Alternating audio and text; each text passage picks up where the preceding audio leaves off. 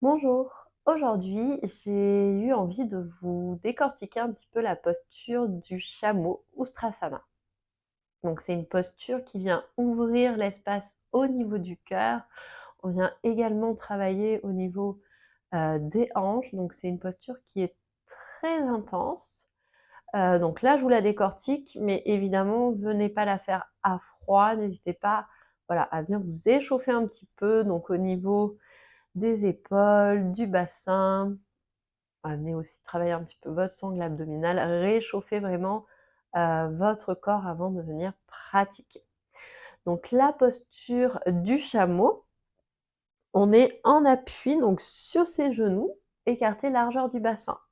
Donc si jamais déjà c'est un petit peu douloureux au niveau des genoux, on n'hésite pas soit à placer une couverture au sol, soit sinon à venir replier son tapis pour avoir une épaisseur supplémentaire sous ses genoux.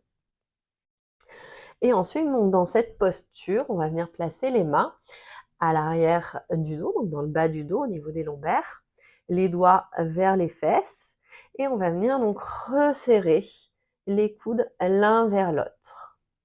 Donc le fait de faire ça, ça va pouvoir venir ouvrir cet espace au niveau du cœur. Et là, je vais me mettre de profil. Donc dans cette posture également, on pense au bassin, donc qui vient glisser vers le sol. Donc le coccyx vraiment va en direction du sol. On évite voilà, d'être relâché. On absorbe son nombril et on glisse le bassin vers le sol. On imagine qu'on est contre un mur. Donc les jambes et le bassin sont contre un mur. Donc les mains dans le bas du dos, coudes resserrés. On vient se grandir ici. Donc ce sera la poitrine qui viendra vers le haut pour aller dans son extension, donc pour aller vers l'arrière, flexion arrière, extension de la colonne vertébrale.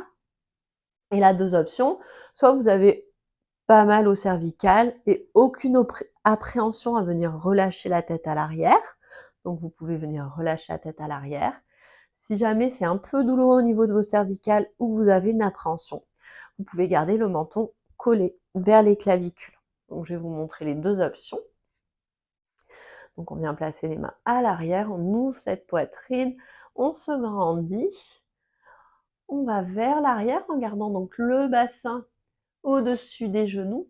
Donc première option, soit le menton reste proche des clavicules, soit du coup vous avez pas de douleur, aucune appréhension, et on relâche la nuque vers l'arrière.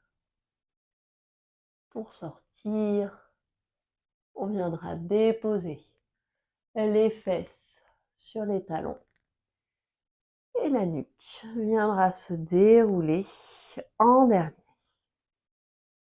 Donc dans cette posture, on peut rester plusieurs respirations. L'important, c'est vraiment de sentir cette respiration qui reste fluide. On va éviter de venir se mettre en apnée, de retenir donc sa respiration. Il y a une deuxième option. Donc on va venir sur ses orteils et donc on viendra attraper ses talons avec ses mains.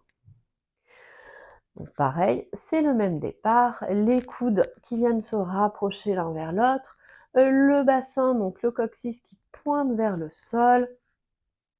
On vient se grandir et on vient trouver son extension au niveau de la colonne. On vient attraper un talon, puis l'autre. Donc là, le bassin et aller vers l'arrière. On viendra presser le bassin vers l'avant. Pour sortir, main dans le bas du dos, les fesses sur les talons et la nuque en dernier. Donc si jamais ça peut vous aider, n'hésitez pas à vous placer donc contre un mur, les cuisses, le bassin contre un mur. Et donc ensuite l'idée de pouvoir pousser le bassin pour venir à nouveau au-dessus du genou, être aligné genou-bassin. Donc c'est vraiment une posture qui est assez intense. Et donc ensuite, donc, quand vous êtes revenu de la posture, prenez un temps donc, dans cette posture du diamant, donc assis sur ses tibias. Au besoin, vous pouvez placer une brique sous vos fesses pour être plus confortablement installé. Venir vous concentrer sur votre respiration.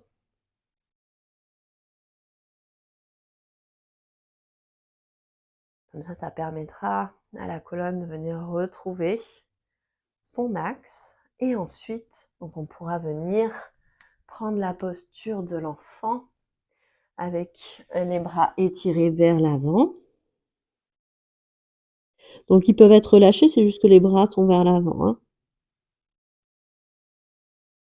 Donc à nouveau, quelques respirations ici. Et ensuite, peut-être qu'on pourra venir mettre les bras le long du corps. Donc les avant-bras sont relâchés au sol, les épaules relâchées.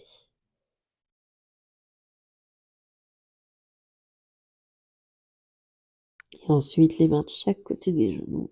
On viendra se redresser. Voilà. Donc c'est important aussi de ne pas négliger la sortie, comme c'est vraiment une posture très intense. Il faut laisser le temps au corps de retrouver, donc à la colonne vertébrale, de retrouver son axe. Voilà. Donc encore une fois à pratiquer une fois que votre corps est bien chaud. Je vous souhaite une bonne journée.